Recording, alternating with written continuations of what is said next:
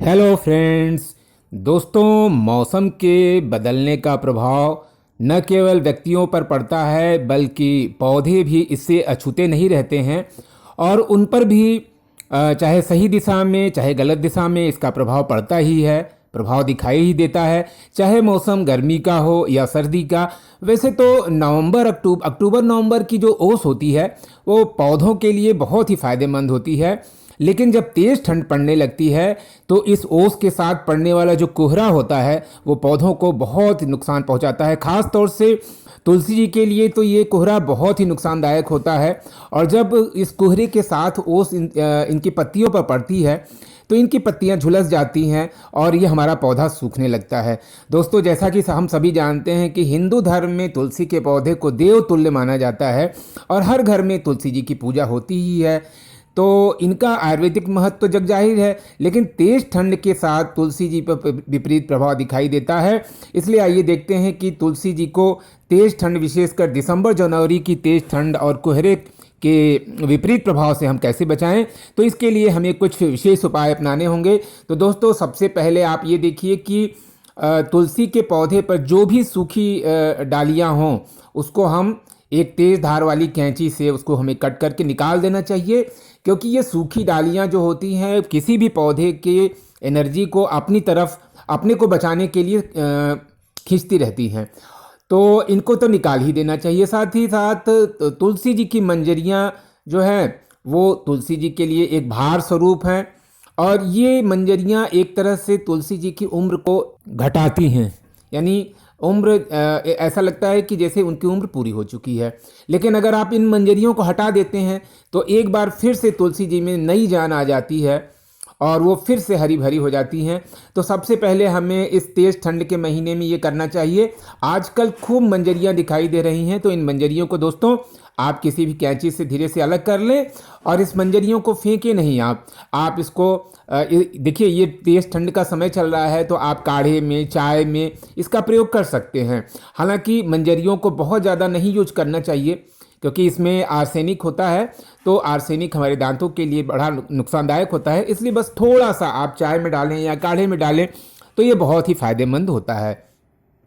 तो आप लोग दोस्तों ये देख रहे हैं कि मैंने अपने जितने भी हमारे यहाँ हमारे गार्डन में, टेरेस पे जो भी तुलसी जी के पौधे हैं उनमें आजकल खूब मंजरियाँ दिखाई दे रही हैं। तो मैं नहाने के बाद इन मंजरियों को अलग कर लेता हूँ और सुखा करके रख लेता हूँ और चाय में या काढ़े में इसका इस्तेमाल हम लोग करते हैं। और जो बची रह जाएंगी, सूख जाएंगी, तो उनका अगले साल जो है इस्तेमाल करेंगे बीजों के रूप में। और फ्रेंड्स, जब भी हम अपने पौधे के ऊपर यानी तुलसी जी के ऊपर जब भी हम पानी डालें तो ध्यान रखें कि फुहार के माध्यम से ही पानी डालें। फुहार से क्या होता है कि पत्तियां धुल जाती हैं। और फ्रेंड्स, आप ये देखिए, एक बहुत ही इम्पॉर्टेंट चीज़ ये है सामने। दोस्तों, आप इसको पहचान रहे हैं क्या? दोस्तों, ये बहुत ही ये कारगर चीज़ है जो इस तेज़ ठंड के महीने में हमारे पौधों को गर्म रखती है। तो मैं इसका नाम बता देता हूँ। ये है सरसों की खली, यानी मस्टर्ड केक से बना हुआ उसका पाउडर। तो आप इसको ये बहुत सस्ता मिलता है दोस्तों, लगभग 25-30 रुपए में आपको मार्केट में 1 किलो मिल जाएगा। आप उसको ले आइए और सभी पौधों में इस तरह से या तो इसका जो पाउडर बना करके इसकी जड़ों में डाल दीजिए या इसका लिक्विड बना करके। और जैसा कि आप लोग देख रहे हैं, मैं लिक्विड बना करके अभी मैंने कुछ दिन पहले पाउडर ही बना करके डाला था और आज मैं ये लिक्विड बना करके डाल रहा हूँ तुलसी जी के पौधे में। और तुलसी जी के पौधे में ही नहीं, मैं और पौधों में भी डालता हूँ। लेकिन ये ध्यान रखिए कि इसको आप डाइल्यूट ज़रूर कर लें। थोड़ा सा सरसों का खली का जो लिक्विड है और उसमें पानी मिला करके इस तरह से आप सभी तुलसी जी के पौधे में आप डाल दीजिए। और हल्का सा कि कोई भी जो भी खुरपी हो या किसी चीज़ से हल्की सी आप उसके पहले गुड़ाई ज़रूर कर लें डालने के पहले। तो दोस्तों, ये जो सरसों की खली होती है ना, ये ठंड के महीने में तुलसी जी को गर्मी प्रदान करती है। जब तेज़ ठंड होती है तो क्या होता है कि जो पौधे की कोशिकाएं होती हैं वो ठंड से जो है डेड हो जाती हैं और इसी कारण से पौधा सूखने लगता है। और ये जो सरसों की खली है, ये क्योंकि ये हल्का सा ऑयली भी होता है तो ये पौधे में स्निग्धता ले आएगा और इसकी कोशिकाओं को तंदुरुस्त रखेगा।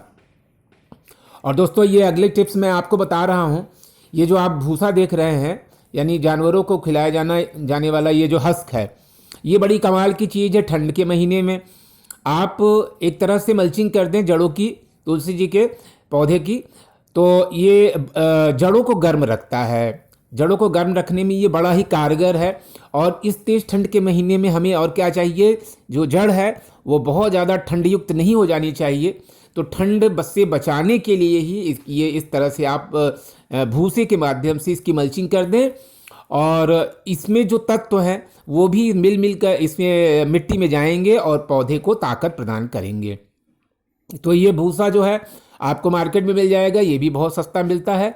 और अपने जितने भी तुलसी के जी के पौधे हैं, और साथ ही साथ जो और भी पौधे जिसको आप ये समझते हैं कि उनके ऊपर तेज़ ठंड का बुरा असर पड़ रहा है, तो आप हल्की सी गुड़ाई करके और ये जो भूसा आप देख रहे हैं, इसको आप पूरे गमले में इस तरह से बिछा दें।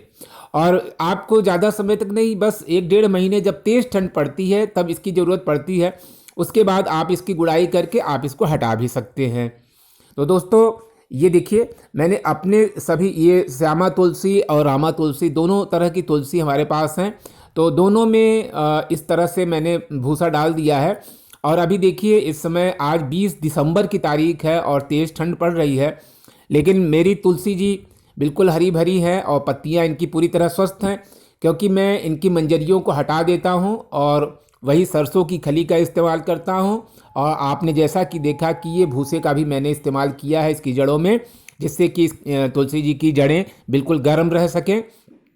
और एक काम और आपको करना चाहिए दोस्तों, आप कभी कभी खास तौर से रात के समय हल्का सा गुनगुना पानी स्प्रे कर दें पौधे के ऊपर, थोड़ा सा जड़ों में भी डाल दें, ताकि लेकिन ये काम आप तब करें जब जड़ें आपको सूखी दिखाई दें।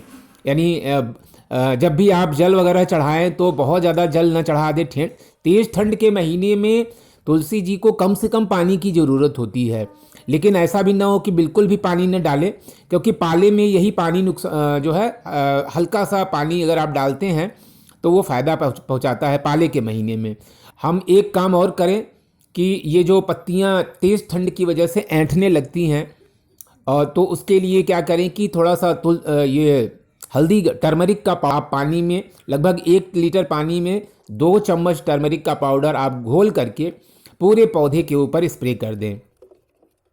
ये देखिए, अच्छी तरह से स्प्रे कर दें, और बीच बीच में इस तरह से स्प्रे, खास तौर से चाहे तो आप दिन में करें चाहे रात में करें, लेकिन अगर आप रात में करते हैं तो पौधे को गर्मी मिलेगी। हल्दी की तासीर गर्म होती है। आप लोग तो जानते ही होंगे कि इस ठंड के महीने में दूध में हल्दी का पाउडर मिला करके पिया जाता है, सिर्फ इसीलिए कि हमारा शरीर गर्म रहे। तो इस पत्तियों के ऊपर जो हल्दी का कंटेंट पड़ेगा वो पत्तियों को इस तेज़ ठंड से बचाएगा। और जब भी आपको मंजरी दिखाई दे दोस्तों, तो आप कैंची की सहायता से ध्यान रखें, मंजरी को या पत्तियों को नाखून की सहायता से कभी नहीं तोड़ना चाहिए। और कल ठंड के महीने में तुलसी जी की पत्तियों का, इनकी मंजरियों को चाय में मिला करके आप ज़रूर सेवन करें। ये हमारी प्रतिरोधक क्षमता को बढ़ाता है, लेकिन बहुत ज़्यादा न डालें। कोई भी आयुर्वेदिक चीज़ बहुत ज़्यादा इस्तेमाल नहीं करना चाहिए, क्योंकि उसका एक अमाउंट होता है, एक मात्रा होती है इस्तेमाल करने की, और उसी मात्रा में वो फ़ायदा भी करता है। तो दोस्तों थोड़ी सी मात्रा में अपने चाय में इनको डाला करें। और इस तरह से आप देखिए, ये दिसंबर का महीना है और तेज़ ठंड पड़ रही है, और हमारी ये जो रामा तुलसी हैं हरी भरी बिल्कुल आपको दिखाई दे रही हैं, कितनी हरी भरी हैं, और बड़ी बड़ी पत्तियां भी हैं। और जब भी मैं इनके ऊपर पानी डालता हूं तो फुहार के माध्यम से हल्का गुनगुना पानी ही डालता हूं। हल्का गुनगुना पानी जब मनुष्यों को फ़ायदा पहुंचाता है तो पेड़ पौधों को भी फ़ायदा पहुंचाएगा, क्योंकि उनमें भी तो जान होती है। तो दोस्तों एक और इम्पॉर्टेंट मैं बात बताऊं कि अगर आपको कहीं से गोमूत्र मिल सके, यानी गोमूत्र, जैसा कि आप सभी जानते हैं कि हमारे लिए बहुत पवित्र माना जाता है, हम उसका इस्तेमाल अपने गार्डन में फर्टिलाइज़र बनाने में कर सकते हैं। तो थोड़ा सा गोमूत्र अगर कहीं मिल जाए तो उसको डाइल्यूट करके आप उसकी जड़ों में कुछ थोड़े से, जैसे 50 ml 50 ml के आसपास जड़ों में डाल दें।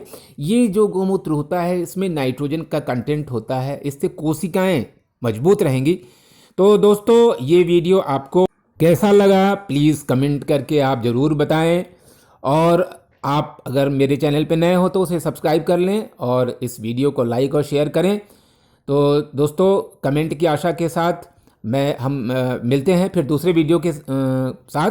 तो तब तक के लिए happy day, thanks for watching.